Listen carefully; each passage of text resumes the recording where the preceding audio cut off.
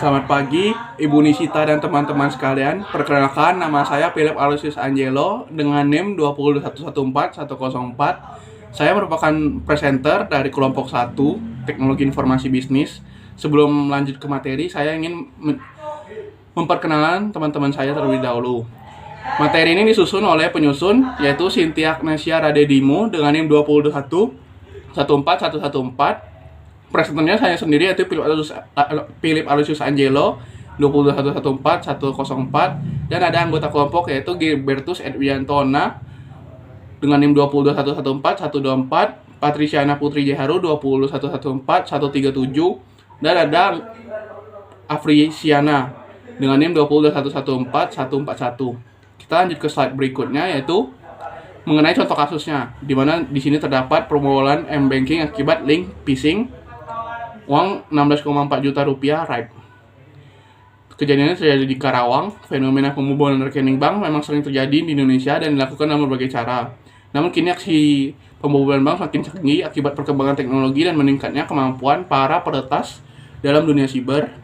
Contoh aksi fenomena pembobolan ini berupa phishing attack pada akun mobile banking milik sahabat pemilik akun TikTok Kalmisyu. Sebuah video TikTok unggahan akun ini menjadi viral karena memperlihatkan seorang wanita yang tengah tertidur sambil menangis akibat akun mobile bankingnya dibobol dan kehilangan uang senilai 16,4 juta rupiah. Pemilik akun TikTok ini yang merupakan sahabat dari wanita ini menguatkan korban dan berharap agar kasus phishing ini dapat menjadi pelajaran bagi kita semua. Kita lanjut ke slide berikutnya, yaitu pengertian mengenai mobile banking. Mobile banking merupakan layanan yang memungkinkan nasabah bank melakukan transaksi perbankan melalui ponsel ataupun smartphone. Layanan m-banking dapat digunakan dengan menggunakan menu yang sudah tersedia melalui aplikasi yang dapat diunduh oleh nasabah. Kita lanjut lagi ke slide berikutnya. Kita lanjut pada fungsi mobile banking. Di sini ada beberapa fungsi mobile banking, memungkinkan nasabah melakukan pengecekan saldo dari riwayat transaksi perbankan, melakukan pembayaran transaksi keuangan dari orang ke orang, menyediakan informasi letak ATM pada suatu daerah tertentu atau bank terdekat, memberikan laporan dan ringkasan aktivitas keuangan sesuai dengan permintaan nasabah, memberikan pemberitahuan tentang aktivitas penggunaan transaksi keuangan, memberikan layanan pembayaran secara tagihan secara elektronik. Contohnya seperti misalnya kita ingin membayar listrik, membeli kuota internet, itu bisa dibeli menggunakan mobile banking. Fitur mobile banking, ada lebih dari 4 fitur mobile banking, namun saya akan menjelaskan yang ada pada slide. Layanan informasi saldo, mutasi rekening, suku bunga, dan lokasi cabang terdekat atau ATM terdekat. Layanan transfer antar bank tanpa perlu ke ATM. Layanan pembayaran pajak premi BPJS atau asuransi lainnya. Dan yang terakhir, layanan pembayaran tagihan listrik, PDAM, pakai internet, dan lain-lain.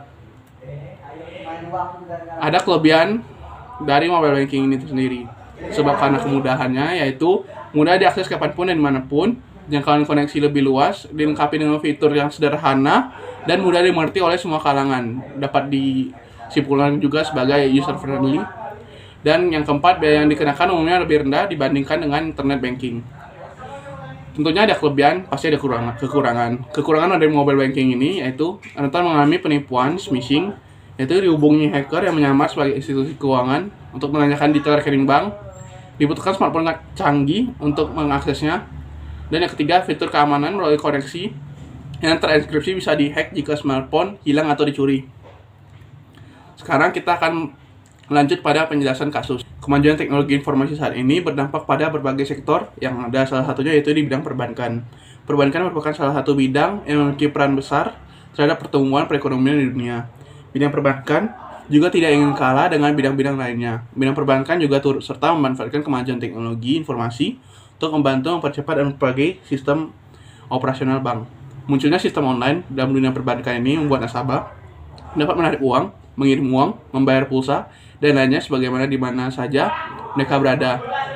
Mobile banking atau m-banking diciptakan untuk membantu melancarkan dan memberikan kemudahan bagi para nasabah dalam melakukan transaksi.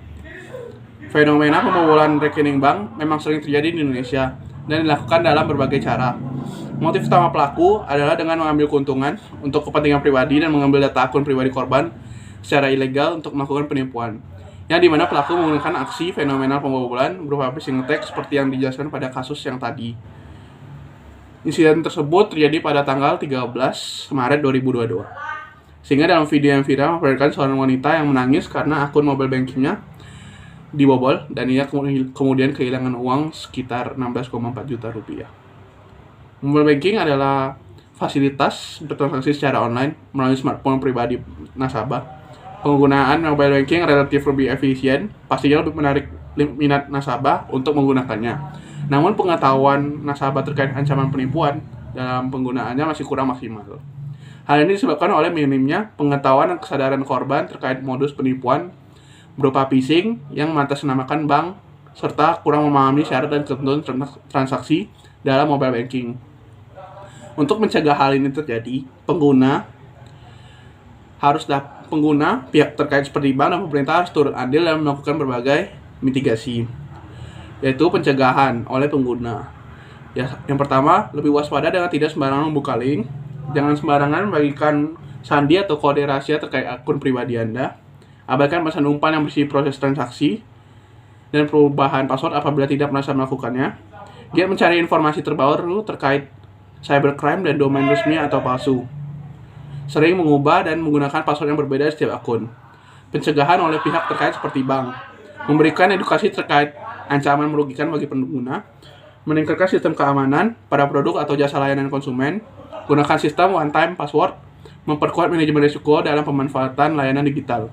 Pencegahan oleh pemerintah, memperkuat aturan perundang-undangan tentang pencurian data pribadi, meningkatkan kerjasama baik bilateral maupun multilateral terkait keamanan siber, kerjasama antara pemerintah dan pihak swasta diharapkan dapat meningkatkan pertumbuhan ekonomi dan teknologi keamanan siber, meningkatkan sinergitas antara Kominfo dan kepolisian dalam penanganan tindak pidana siber.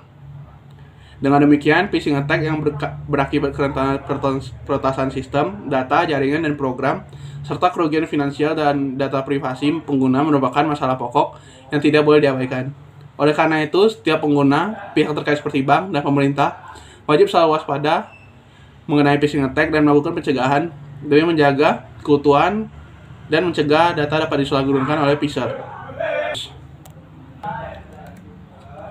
Analisis kasus.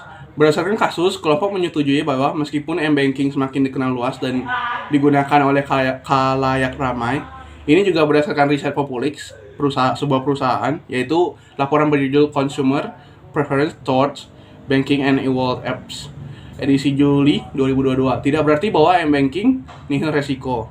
Masyarakat perlu mengetahui dan mempelajari lebih dalam mengenai beberapa modus penipuan m-banking, seperti phishing attack, seperti contoh kasus yang tadi. Dan diharapkan bahwa masyarakat dapat lebih cermat dan teliti dalam membagikan data-data pribadi yang vital, krusial kepada pihak lainnya. Untuk itu diperlukan beberapa tindakan pencegahan yang bisa dilakukan oleh pengguna mobile banking, diantaranya lebih waspada dengan tidak sembarangan membuka link. Jangan sembarangan membagikan sandi atau kode rahasia terkait akun pribadi Anda. Abaikan pesan umpan yang berisi proses transaksi dan perubahan password apabila tidak merasa melakukannya. Sering mengubah dan menggunakan password yang berbeda di setiap akun. Jangan abai untuk membaca syarat dan ketentuan setiap login, akun ataupun situs. Dan yang terakhir, jangan ragu untuk menghubungi pihak terkait dan berwenang apabila ada kecurigaan phishing attack. Ini adalah sumber data diperoleh dari kompasiano.com. Sekian presentasi dari kelompok kami. Terima kasih. Dan mohon maaf kepada Ibu Nisita dan teman-teman bila terdapat banyak kesalahan kata dalam video ini. Sekali lagi kami ucapkan terima kasih.